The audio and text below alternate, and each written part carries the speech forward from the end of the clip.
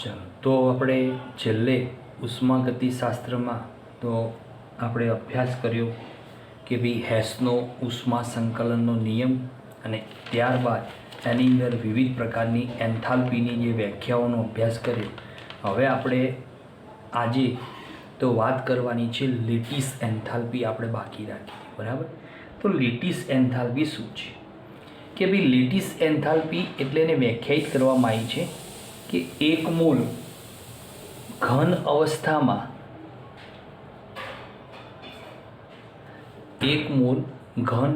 અવસ્થામાં આયનીય સંયોજનમાંથી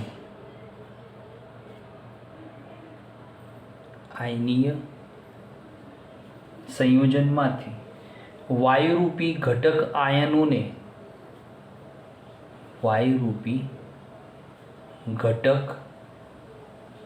આયનોને અનંત અંતરે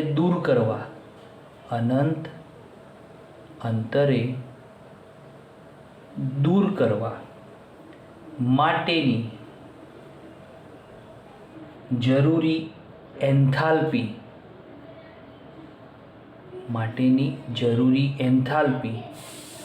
એટલે લેટિસ એન્થાલ્પી કહેવાય એને, બરાબર. કે એક મોલ ઘન અવસ્થામાં આયનીય સંયોજનમાંથી વાયુરૂપી ઘટક આયનોને અનંત અંતરે દૂર કરવા આપવી પડતી જે જરૂરી એન્થાલ્પી એટલે એને લેટિસ એન્થાલ્પી તરીકે ઓળખવામાં આવતી હોય છે, બરાબર. તો અહીંયા લેટિસ એન્થાલ્પી એટલે આપણે એને આ રીતે વ્યાખ્યાયિત કરી શકીએ છીએ. હવે આ જે લેટિસ એન્થાલ્પી છે તો એના સંદર્ભમાં તો અહીંયા આપણે સોડિયમ ક્લોરાઇડ વિશે અભ્યાસ કરીએ છીએ કે ભાઈ સોડિયમ ક્લોરાઇડ એ અણુની જે આયનીય સંયોજન છે એની લેટિસ એન્થાલ્પીનું મૂલ્ય છે તો +788 કિલોજૂલ પ્રતિ મોલ છે. ઘણી બુકોમાં 787 પણ મૂલ્ય આપેલું છે, પણ બહુ નજીકનું છે એકબીજાની. તો એને આપણે સાબિત કરવાની છે. તો એને સાબિત કરવા માટે તો વૈજ્ઞાનિક બોર્ન હેબર નામના વૈજ્ઞાનિકે આયનીય બંધ બનવાનો આધાર એટલે લેટિસ એન્થાલ્પી ઉપર રહેલો છે એવું એણે સાબિત કર્યો કે ભાઈ આયનીય બંધ બનવાનો આધાર લેટિસ એન્થાલ્પી પર રહેલો છે, બરાબર. તો લેટિસ એન્થાલ્પીના મૂલ્યો ઉપર આધાર રાખે આયનીય બંધ બનવાનો આધાર છે. તો હવે એવું કહે છે કે એણે સમજાવવા માટે સોડિયમ ક્લોરાઇડનો સ્ફટિકના વિશેનો અભ્યાસ કર્યો. એ સોડિયમ ક્લોરાઇડ આપણે જાણીએ છીએ કે સોડિયમ ક્લોરાઇડ બનાવવા માટે તો આપણે શું કરીએ કે ભાઈ સોડિયમ 1 મોલ ઘન પરમાણુ લઈએ છીએ અને એની સાથે ક્લોરીન વાયુરૂપી અણુ સાથે એની પ્રક્રિયા થાય એટલે એમાંથી આપણને 1 મોલ NaCl ઘન સ્વરૂપે મળે છે. સમીકરણને બેલેન્સ કરવા માટે Cl2 ને 1/2 વડે ગુણી દઈએ તો 1 મોલ સોડિયમ ઘન પરમાણુ 1 મોલ ક્લોરીન પરમાણુ વાયુરૂપી અવસ્થામાં એમની વચ્ચે પ્રક્રિયા થાય એટલે એમાંથી 1 મોલ ઘન NaCl બને છે. ત્યારે એ વખતે NaClની સર્જન એન્થાલ્પી એટલે કે ΔFH ડિગ્રીનું મૂલ્ય છે -411 કિલોજૂલ પ્રતિ મોલ મળે છે, બરાબર. તો સોડિયમ ક્લોરાઇડનું સર્જન કર્યું, એની સર્જન એન્થાલ્પીનું મૂલ્ય -411 કિલોજૂલ પ્રતિ મોલ જેટલું છે. હવે બોર્ન હેબરે શું કર્યું કે આ NaCl એણે અલગ અલગ તબક્કાઓની અંદર બનાવ્યો કે સૌપ્રથમ એણે શું કર્યું કે સોડિયમ ધાતુનો 1 મોલ પરમાણુ લીધો, બરાબર.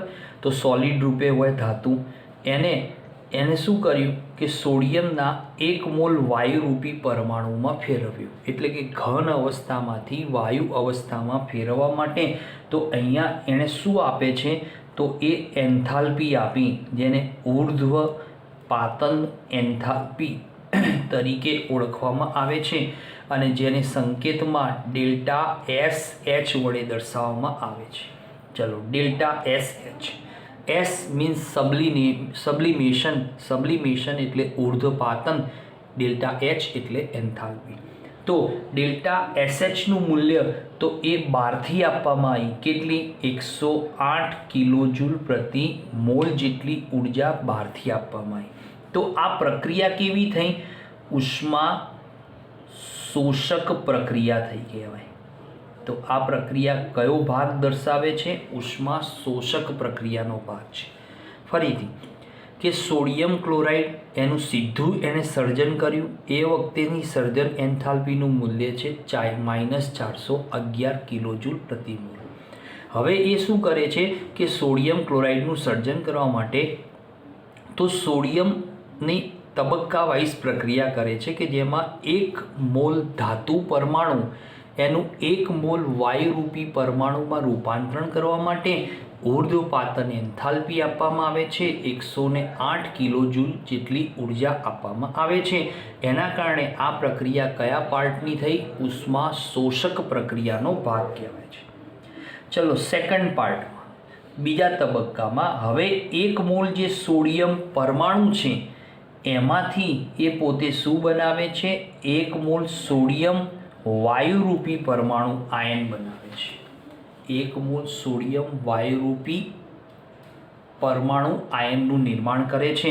એની માટે એને જે એન્થાલ્પી આપે છે એ એન્થાલ્પીનું નામ છે આયનીકરણ એન્થાલ્પી કહેવાય છે. અને આયનીકરણ એન્થાલ્પી એટલે ડેલ્ટા આઈ એચ વડે દર્શાવવામાં આવે. ચેપ્ટર નંબર 3માં તમે ભણી ગયા.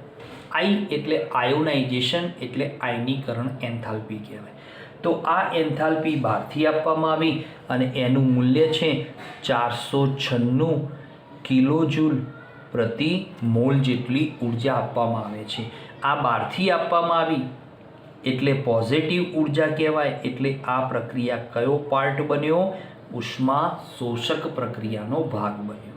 તો હવે જુઓ, સોડિયમ ધાતુ પરમાણુમાંથી સોડિયમ વાયુરૂપી પરમાણુ બનાવ્યો અને વાયુરૂપી પરમાણુમાંથી વાયુરૂપી ધન આયન બનાવી દીધો. બરાબર. ચલો, બીજું સ્ટેપ.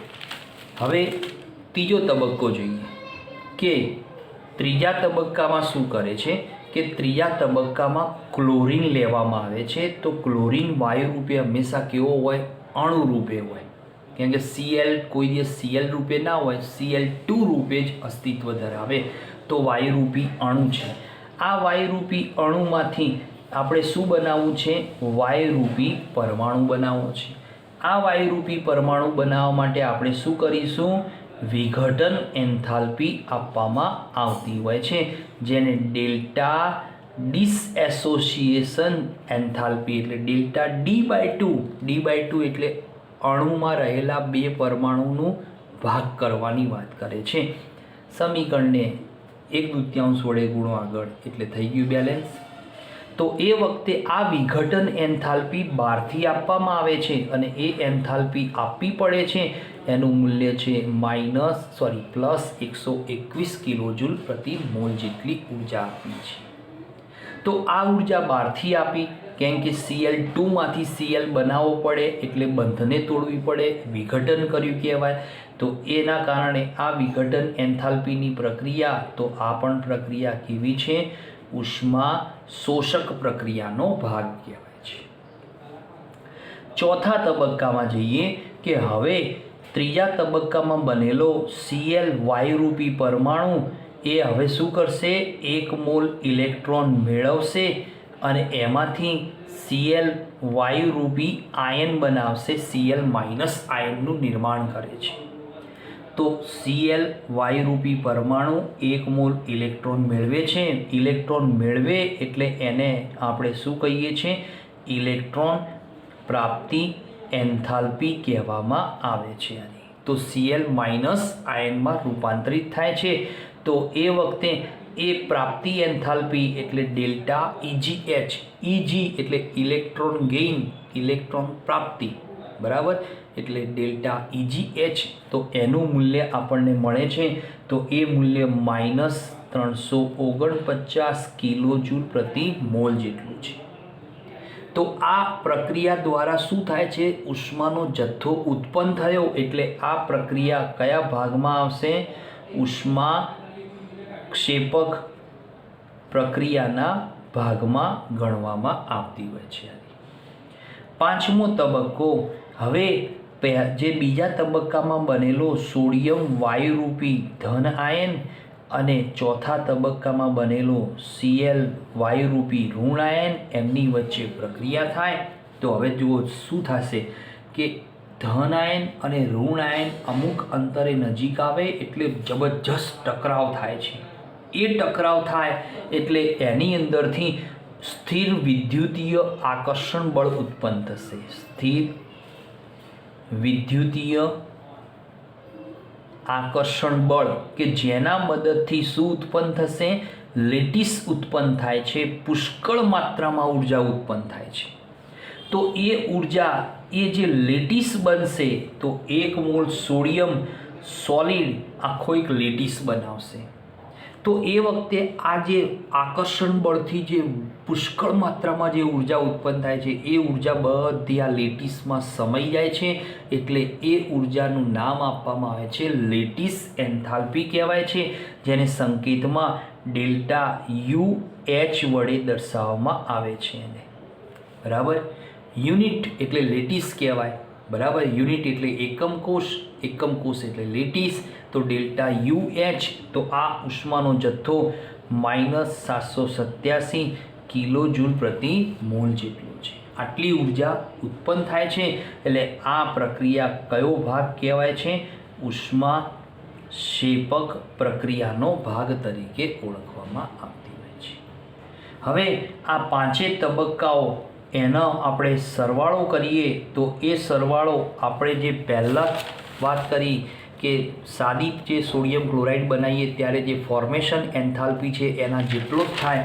તો ડેલ્ટા FH બરાબર, તો ડેલ્ટા SH ડેલ્ટા IH વત્તા ડેલ્ટા dy2h વત્તા ડેલ્ટા EGH વત્તા ડેલ્ટા UH, બધી એન્થાલ્પીઓનો સરવાળો એ કોના બરાબર મળશે? NaClની સર્જન એન્થાલ્પી બરાબર. તો એનો આપણે સરવાળો કરીએ. 108 496 121 -349 -787. તો આનો આપણે સરવાળો કરીએ તો ધેરફોર ડેલ્ટા FH,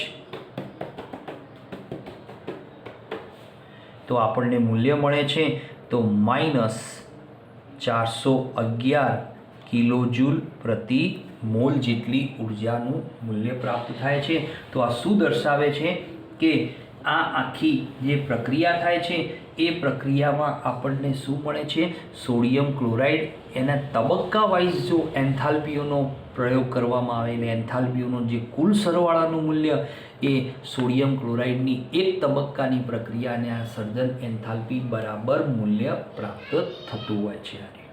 બરાબર. તો અહીંયા આપણે સોડિયમ ક્લોરાઇડ એની બોર્ન હેબર ચક્ર, આ એક મોસ્ટ આઈએમપી પ્રશ્ન છે જે તમને 4 ગુણમાં પણ પૂછવામાં આવતો હોય છે. તો આ પ્રશ્ન આપણે તૈયાર કરી નાખવાનો રહેશે. ચલો હવે તો એના પછીનો જે ટોપિક છે કે ભાઈ એના પછી ટોપિક છે તો આપણે જતા રહીએ કે ભાઈ એન્ટ્રોપી. તો એન્ટ્રોપી એટલે શું છે એના વિશેનો આપણે અભ્યાસ કરવાનો છે. બરાબર. તો હવે જે ટોપિક છે તો આપણા માટે તો અવસ્થા વિધેય, તો 2 અવસ્થા વિધેય ભણી ગયા, એક એન્થાલ્પી, એક આંતરિક ઉર્જા. અને હવે ત્રીજું અવસ્થા વિધેય છે એ છે એન્ટ્રોપી તરીકે ઓળખવામાં આવે છે. એન્ટ્રોપીને સંકેતમાં S વડે દર્શાવવામાં આવે છે. બરાબર. તો એન્ટ્રોપીનો સંકેત છે એને S વડે દર્શાવવામાં આવે છે. તો સૌથી પહેલાં એન્ટ્રોપી શું છે? તો એન્ટ્રોપી એટલે એવું કહેવાય છે કે ભાઈ એન્ટ્રોપી એટલે કે અવ્યવસ્થાનો માપદંડ, અવ્યવસ્થાનો માપદંડ છે આખો. બરાબર. અવ્યવસ્થાનો માપદંડ, તો અવ્યવસ્થા સૌથી વધુ ક્યાં હોય? તો બી પદાર્થની 3 અવસ્થા, બરાબર. તો ભૌતિક અવસ્થા 3 છે: ઘન, પ્રવાહી, વાયુ, બરાબર. હવે ઘનની અંદર શું હોય કે ભાઈ દરેક ગોઠવણી ઘટક કણો એટલે પરમાણુની ગોઠવણી વ્યવસ્થિત હોય. તો ત્યાં આગળ અવ્યવસ્થા તો હોતી જ નથી, બરાબર. તો ઘનની અંદર બધી ગોઠવણી વ્યવસ્થિત હોય એટલે ત્યાં આગળ વ્યવસ્થા, એટલે કે અહીંયા ઘનમાં એન્ટ્રોપી કેવી થઈ જશે? તો અહીંયા ઘનમાં એન્ટ્રોપીનું મૂલ્ય 0 થઈ જાય. પ્રવાહીમાં વાત કરીએ તો પ્રવાહી જે સંયોજન છે તો એની અંદર ઘન કરતાં ઘટક કણોની ગોઠવણી કેવી હોય? થોડીક અસ્તવ્યસ્ત હોય. એટલે અહીંયા એન્ટ્રોપીનું મૂલ્ય કેવું હશે? તો થોડુંક વધુ જોવા મળશે. કોના કરતાં? ઘન કરતાં પ્રવાહીમાં એન્ટ્રોપીનું મૂલ્ય થોડુંક વધારે જોવા મળશે. કેમ કે પ્રવાહીની અંદર ઘટક કણો અસ્તવ્યસ્ત થોડા ગોઠવાયેલા હોય છે, સંપૂર્ણ ઘન અવસ્થા જેવું હોતું નથી. જ્યારે વાયુની વાત કરીએ તો વાયુની અંદર તો એન્ટ્રોપીનું જે મૂલ્ય છે એ કેવું કહેવાય છે? સૌથી ઊંચું મૂલ્ય, એટલે કે સૌથી વધુ છે. કેમ કે વાયુરૂપી ઘટક કણોમાં અવ્યવસ્થા સૌથી વધારે, કેમ કે ઘટક કણો અસ્તવ્યસ્ત ગતિ હોય અને એમની અંદર શું હોય કે પ્રવાહીમાં તો જો કે સીમિત હોય પણ વાયુમાં તો અસીમિત. બે ઘટક કણો ક્યારે નજીક આવે ને ક્યારે એટલા લાંબા અંતરે દૂર જાય કંઈ ખબર હોય નહીં. એટલે અવ્યવસ્થા સૌથી વધુ ક્યાં હોય? તો વાયુરૂપી જે પદાર્થો છે એની અંદર હંમેશા અવ્યવસ્થાનો માપદંડ સૌથી ઊંચો જોવા મળતો હોય છે, બરાબર. તો એન્ટ્રોપી એ શું કહેવાય છે? કે પદાર્થની અવસ્થાનું વિધેય કહેવાય છે. આના ઉપરથી આપણે શું કહી શકીએ કે એન્ટ્રોપી એ પદાર્થની અવસ્થાનું વિધેય છે, બરાબર. એટલા માટે એને અવસ્થા વિધેય તરીકે સ્વીકારવામાં આવ્યું છે. અને વધુમાં વધુ એ કેવા ગુણધર્મો ધરાવે? બરાબર. એન્ટ્રોપી જે કેવા ગુણધર્મો ધરાવશે મિત્રો? કે માત્રાત્મક ગુણધર્મો ધરાવે છે. તો માત્રાત્મક ગુણધર્મોનું પ્રમાણ સૌથી ઊંચું જોવા મળે છે. બીજું કે નિયત તાપમાને, એટલે કે એસટીપીએ. એસટીપીએ એટલે તમે ભણી ગયા કે સ્ટાન્ડર્ડ ટેમ્પરેચર પ્રેશર, એટલે કે નિયત તાપમાન, નિયત દબાણ, બરાબર. તો એસટીપીએ દરેક પદાર્થના 1 મોલની એન્ટ્રોપી, દરેક પદાર્થના 1 મોલની એન્ટ્રોપી એક નિશ્ચિત મૂલ્ય ધરાવે છે. એક નિશ્ચિત મૂલ્ય ધરાવે છે, બરાબર. આ વિધાન તમારે ટૂંકા પ્રશ્નો માટે યાદ રાખવાનું કે એન્ટ્રોપી શું છે? પદાર્થની અવસ્થાનો વિધેય. કેવો ગુણધર્મ ધરાવે? માત્રાત્મક ગુણધર્મો ધરાવે છે.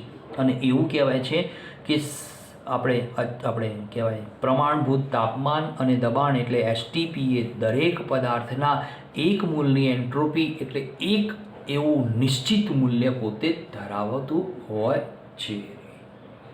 હવે આપણે એન્ટ્રોપીની અંદર વાત કરીએ કે ભાઈ એન્ટ્રોપીમાં પણ શું હોય કે કોઈ પણ પદાર્થ, એટલે કે ઘનમાં ના હોય તો પ્રવાહી અને વાયુની વાત કરીએ કે ભાઈ પ્રવાહી અને વાયુ તમે લીધો છે.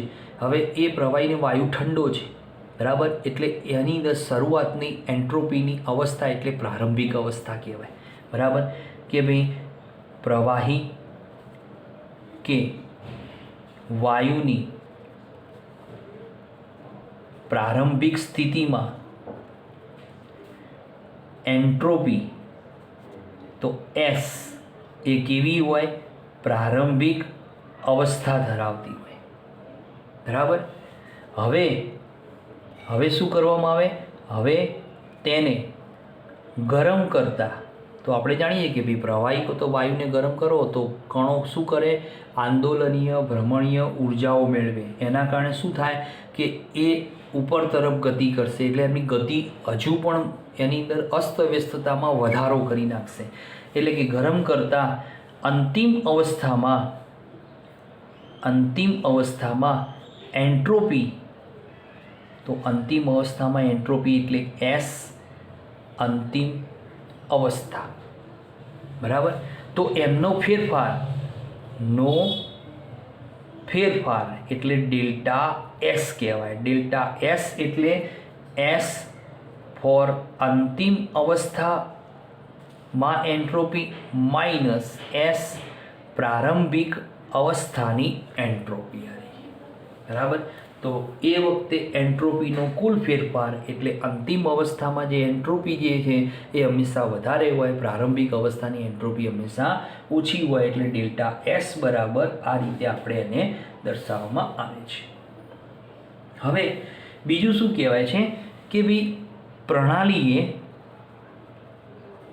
પ્રણાલીએ અચળ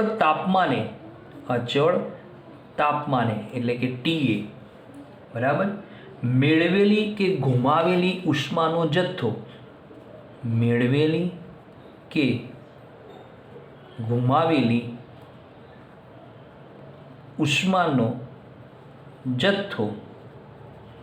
એટલે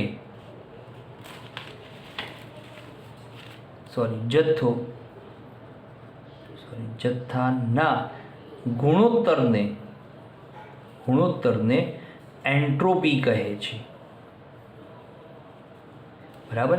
શું કહે છે કે પ્રણાલીએ અચળ તાપમાને મેળવેલી કે ગુમાવેલી ઉષ્માનો જથ્થો, તો ઉષ્માનો જથ્થો એટલે ક્યુ જેને કહીએ છીએ, બરાબર, એ જથ્થોના એનો ગુણોત્તર જે છે એને એન્ટ્રોપી કહેવાય. એટલે કે ડેલ્ટા એસ બરાબર ક્યુ રિવર્સિબલ, કેમ કે ઉષ્માનો જથ્થો કેવો હોય? પ્રતિવર્તી, તો રિવર્સિબલ બાય ટી.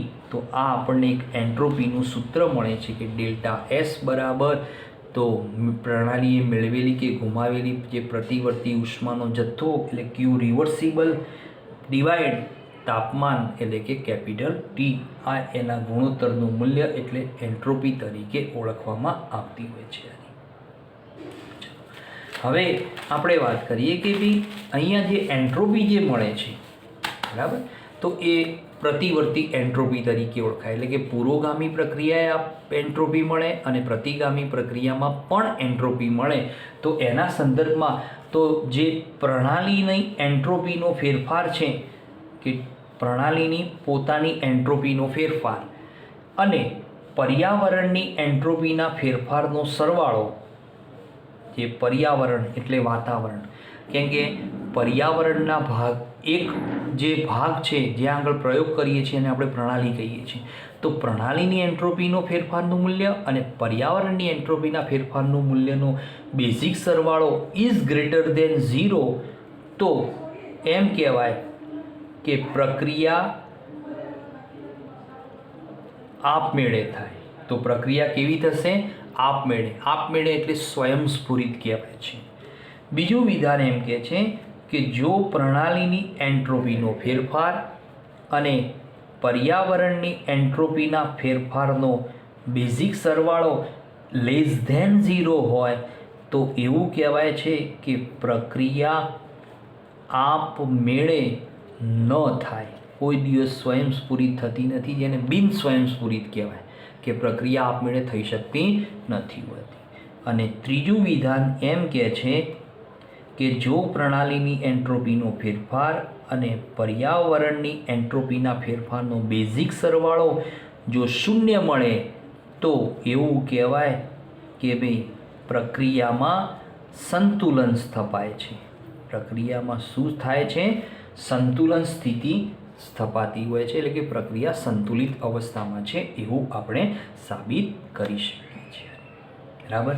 તો અહીંયા એન્ટ્રોપી અને એન્ટ્રોપી વિશેનું આ જે અર્થઘટન છે એ અર્થઘટન આપણને આપે છે કે જેના આધારે આપણે સાબિત કરી શકીએ છીએ કે એન્ટ્રોપી એ શું છે? અવ્યવસ્થાનો માપદંડ કહેવાય છે. અને એની અંદર હંમેશા યાદ રાખવાનું કે પર્યાવરણ અને પ્રણાલીની એન્ટ્રોપીના જે ફેરફારના મૂલ્યોનો સરવાળો ગ્રેટર દેન 0 તો પ્રક્રિયા આપમેળે થાય, લેસ દેન 0 મળે તો પ્રક્રિયા આપમેળે ન થાય, ઇક્વલ 0 મળે તો પ્રક્રિયા સંતુલન સ્થિતિમાં રહે છે એવું આપણે અહીંયા સાબિત કરી શકીએ છીએ. ચલો હવે એમ કહેવાય છે કે ભાઈ આ જે એન્ટ્રોપીની વાત કરવામાં આવે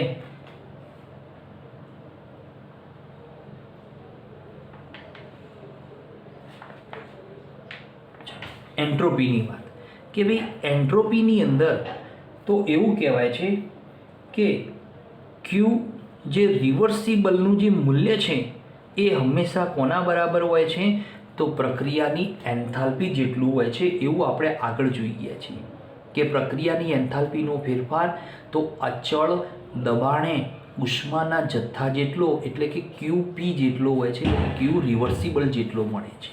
તો એના આધારે આપણે ડેલ્ટા એસ બરાબર બીજું સૂત્ર મળશે ડેલ્ટા એચ બરાબર ડિવાઈડ કેપિટલ ટી, આ એક બીજું ઇક્વેશન મળે છે. તો એન્ટ્રોપી અને પ્રક્રિયા એન્થાલ્પી વચ્ચેનું આ એક સંબંધનું આપણને સૂત્ર અહીંયાથી પ્રાપ્ત થાય છે બરાબર. તો એના આધારે આપણે બીજું એક સૂત્ર મેળવીએ કે ભાઈ ડેલ્ટા એચ બરાબર શું કહેવાય, ટી ઇન્ટુ ડેલ્ટા એસ વડે પણ દર્શાવી શકીએ છીએ, જે સૂત્રનો આપણે આગળ ઉપયોગ કરીશું. હવે એની માટે તો આપણે એન્ટ્રોપીના ફેરફારના જે વાત કરી તો એની અંદર આપણને તો અહીંયા બે કોયડાઓ આપેલા છે કે કોયડા નંબર 6.9 અને 6.10 વિશેનું તમને વાત કરેલી છે. તો જુઓ 6.9ની અંદર થોડોક અભ્યાસ કરી લઈએ કે ભાઈ પહેલું કે ભાઈ નીચેનામાં શેમાં એન્ટ્રોપી વધશે અને ઘટશે. તો એમાં પહેલું વિધાન આવે કે પ્રવાહી ઘનમાં સ્ફટિકીકરણ પામે. તો યાદ રાખો મેં તમને પહેલાં જ શીખવાડ્યું કે ઘન પદાર્થમાં એન્ટ્રોપીનું મૂલ્ય 0 હોય, પ્રવાહીમાં વધે, વાયુમાં સૌથી વધે એન્ટ્રોપી. તો હવે અહીંયા શું કરે છે, પ્રવાહીનું ઘનમાં એટલે પ્રવાહીનું રૂપાંતરણ ઘનમાં થાય. તો એનો મતલબ તો પ્રવાહીમાંથી ઘન બને તો ઘન તો બધી વ્યવસ્થિત ગોઠવણી થઈ જાય, તો એન્ટ્રોપી હંમેશા કેવી હોય 0, એટલે કે એન્ટ્રોપીનું મૂલ્ય ઘટી જશે. પ્રવાહી કરતાં ઘનમાં એન્ટ્રોપીનું મૂલ્ય અતિશય ઘટી જાય છે, એટલે એન્ટ્રોપી ત્યાં આગળ શું થશે, ઘટે છે. બીજું વિધાન, સ્ફટિકમય ઘનનું તાપમાન શું કરીએ છીએ 0 કેલ્વિનથી 115 કેલ્વિન કરવામાં આવે છે બરાબર. તો એનો મતલબ કે સ્ફટિકમય ઘન છે એનું તાપમાન વધારીએ છીએ તો 115 કેલ્વિન સુધી વધાર્યું એટલે ઘનનું શામાં રૂપાંતરણ થયું મિત્રો, પ્રવાહીમાં રૂપાંતરણ થયું. એટલે પ્રવાહીમાં રૂપાંતરણ થાય એટલે એના માટે શું કહી શકાય કે એન્ટ્રોપીનું મૂલ્ય વધે છે બરાબર. એન્ટ્રોપી સરળતાથી એમાં ઊંચી જોવા મળશે. ચલો ત્રીજી એક રાસાયણિક પ્રક્રિયા આપી છે. હવે રાસાયણિક પ્રક્રિયામાં તમે જુઓ તો પ્રક્રિયક કેવો છે, સોલિડ છે. અને નિપજો જુઓ તો નિપજોમાં એક સોલિડ અને બે વાયુરૂપી છે બરાબર. તો એક સોલિડ અને બે વાયુરૂપી, તો એનો અર્થ એમ થયો કે સોડિયમ બાયકાર્બોનેટ ઘન એટલે એન્ટ્રોપી બહુ જ ઓછી ઘનમાં. હવે એમાંથી વાયુરૂપી ઘટક કણોની સંખ્યા વધારે છે તો એના કારણે શું થશે, એન્ટ્રોપીનું મૂલ્ય હંમેશા કેવું થશે, વધે છે. અને એ વધારો કેવો હોય છે કે એ હંમેશા વધારો સૌથી ઊંચો જોવા મળતો હોય છે બરાબર. એટલે ઊંચી એન્ટ્રોપીની સ્થિતિ દર્શાવે છે બીજા અર્થમાં. ચલો ચોથી પ્રક્રિયા, હાઇડ્રોજન અણુમાંથી હાઇડ્રોજનના પરમાણુ બનાવ્યા. તો તમે સમજો હાઇડ્રોજનનો અણુ હતો તો અણુ કરતાં પરમાણુઓ બને તો બે પરમાણુ છૂટા પડે એટલે પરમાણુની ગતિ કેવી થાય, અસ્તવ્યસ્ત થઈ જાય. એના કારણે એની એન્ટ્રોપીનું મૂલ્ય હંમેશા કેવું હોય, ઊંચું જોવા મળતું હોય છે બરાબર. ચલો કોયડા નંબર 6.10 તમને અંદર આપેલો છે કે 6.10 નંબરનો કોયડો કે એની અંદર શું કહેવા માગે છે કે એક પ્રક્રિયા આપી છે આયરનની ઓક્સિજન સાથેની આ પ્રક્રિયા આપેલી છે. હવે આ પ્રક્રિયામાં એન્ટ્રોપીના ફેરફારનું મૂલ્ય એટલે ડેલ્ટા એસનું મૂલ્ય આપ્યું છે, ટીનું મૂલ્ય 298 કેલ્વિન આપ્યું છે બરાબર. આ પ્રક્રિયાનો એન્ટ્રોપી ફેરફાર ઋણ છે છતાં શા માટે પ્રક્રિયા સ્વયંસ્ફુરિત છે બરાબર.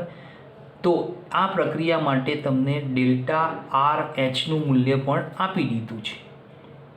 તો અહીંયા આપણે શું કરીશું કે ભાઈ અહીંયા આપણને પ્રક્રિયાનો એન્ટ્રોપી ફેરફારનું મૂલ્ય તમને આપ્યું છે. જો ગણતરી અહીંયા બતાવું તમને કઈ રીતે ગણવાનું છે.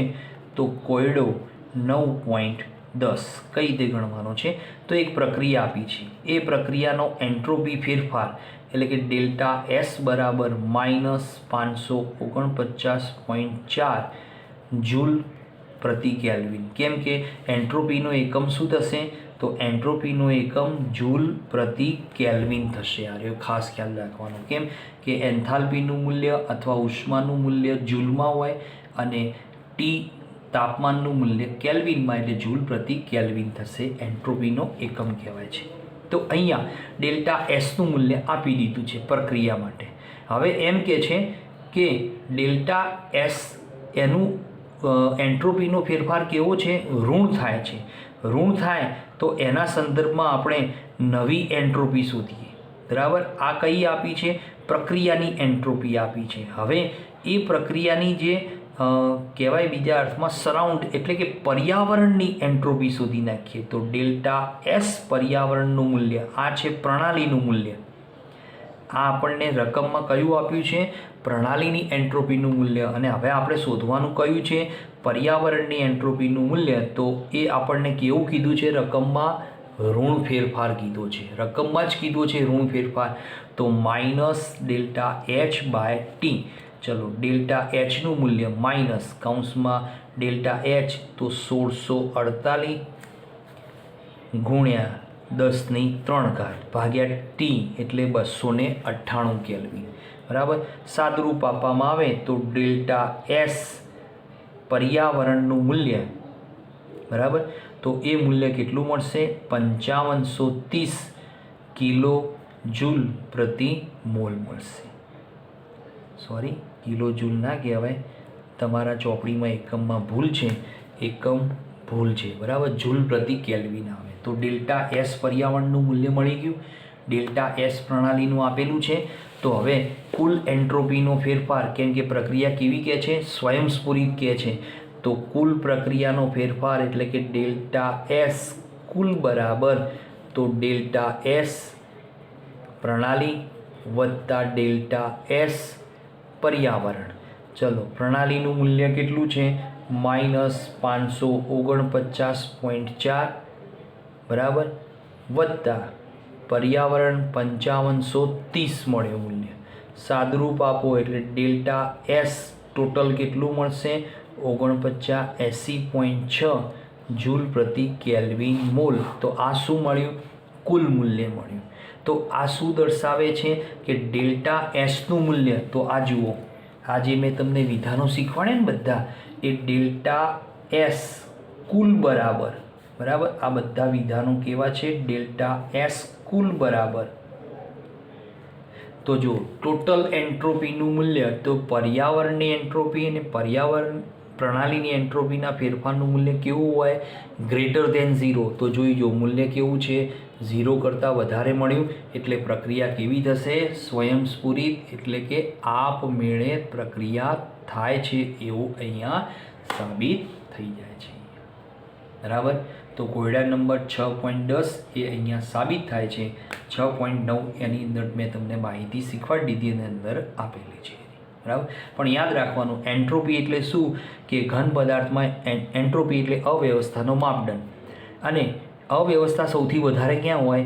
તો ઘરની અંદર 0 હોય, અવ્યવસ્થા બિલકુલ ના હોય. પ્રવાહીમાં અવ્યવસ્થા થોડીક વધારે હોય, એન્ટ્રોપીનું મૂલ્ય વધારે. પણ વાયુમાં અવ્યવસ્થા સૌથી વધારે હોય એટલે ત્યાં આગળ એન્ટ્રોપીનું મૂલ્ય સૌથી હાઈએસ્ટ મૂલ્ય જતું જોવા મળતું હોય છે. બરાબર? તો આજે આપણે આટલે સુધી રાખીએ. હવે આપણે જે બાકી રહે છે ટોપિક, તો ગિબ્સ ઉર્જા અને સંતુલન અચળાંક, બરાબર, અને એન્ટ્રોપી, એમની વચ્ચેના સંબંધના સૂત્રોનો ખ્યાલ લઈશું. અને એની અંદર કોયડા નંબર 6.11, 6.12 અને 6.13 એ ત્રણેયનો આપણે અભ્યાસ કરીશું. તો એ છેલ્લા પીરિયડમાં લઈશું અને એમાં તમારું આ ચેપ્ટર પૂરું થશે. અને આ ચેપ્ટર સાથે તો તમારા પ્રથમ વાર્ષિક પરીક્ષાનો જે કાર્યક્રમ છે એ પ્રથમ વાર્ષિક પરીક્ષાની અંદર, એટલે કે પ્રથમ વાર્ષિક પરીક્ષાનો અભ્યાસક્રમ કેમેસ્ટ્રીમાં, જો હું આજે કહી દઉં છું તમને, તમારા સાહેબ કહેવાના જ છે. બરાબર? તો એમાં જુઓ, પ્રકરણ નંબર 1, 2, 3, 4, 5, 6 અને 7 અને 8. બરાબર? આટલા પ્રકરણો આપણે પૂરા થઈ જશે. આ છઠ્ઠું પ્રકરણ ચાલે છે ઉષ્માગતિશાસ્ત્ર, એ હવે નેક્સ્ટ પિરિયડમાં પૂરું થઈ જશે. એટલે તમારા 1 તારીખ આસપાસ જે ટેસ્ટ પેપર લેવાનું છે પ્રથમ વાર્ષિક પરીક્ષા, એની અંદર રસાયણ વિજ્ઞાનમાં આટલા ચેપ્ટર તમારા અભ્યાસક્રમની અંદર આવશે. અને આ ચેપ્ટરમાં કયું વિભાગ આવશે, તો જે વિભાગ તમારા અભ્યાસક્રમમાંથી બાદ કર્યો છે એમાંથી કોઈ પ્રશ્ન આવશે નહીં, ભલે આપણે ચેપ્ટર આખું ચલાવ્યું હોય. તમારા અભ્યાસક્રમમાં જે ચેપ્ટરનો જે ભાગ બતાવેલો છે, સમાવેશ કર્યો છે, બાદ નથી કર્યો, એટલો જ માંથી તમારે તૈયાર કરવાનું ને એમાંથી તમને પ્રશ્નો પૂછવામાં આવશે. બરાબર? તો અહીંયા આ તમારું ચેપ્ટર અહીંયા પૂરું થાય છે. આ લેક્ચર પૂરો થાય છે. હવે નેક્સ્ટ લેક્ચરની અંદર આપણે મળીશું.